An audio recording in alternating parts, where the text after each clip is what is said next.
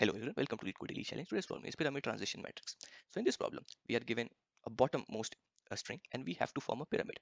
And in order to do that, we are given allowed strings that we have, and these strings are of length 3, and the first two characters are left and right, and C1 is the center one, and we have to place them in order that they are out of this allowed and they follow this pyramid, right? If I have BC, so for BC I can place a C on top of it, so that is how C is placed. Then I have CD, and CDE can be placed. Another, if I go top, CE is there an A? Yes, CEA is there, so I can create a pyramid. So that is how we have to create the pyramid. So what we going to do is, first we'll create two unordered map. One will be string, which will have vector of characters. Another is unordered map of string to bool. This string to bool is basically for every row whether it is possible to create pyramid or not, and this unordered map trans is basically for a given string, that is for left and right, how many center elements are present. So what I have done is simply iterated my allowed. In that allowed, I'm creating a substring of first two characters that will be left and right, and pushing back the third character that will be the on top of that center element in my trans unordered map. Then I'll do the DFS on bottom.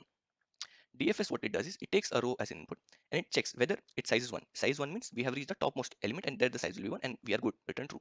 Otherwise, inside the DP, is that row already been identified? Memo is code this is, and if it is, then simply return DP of row. Otherwise, we'll call build. Starting from 0 index, we'll take the row that is bottom and the next, that is eventually that we'll be building into consideration, and we'll store it in DP of row. Inside that build, what we are going to do is we'll see the index.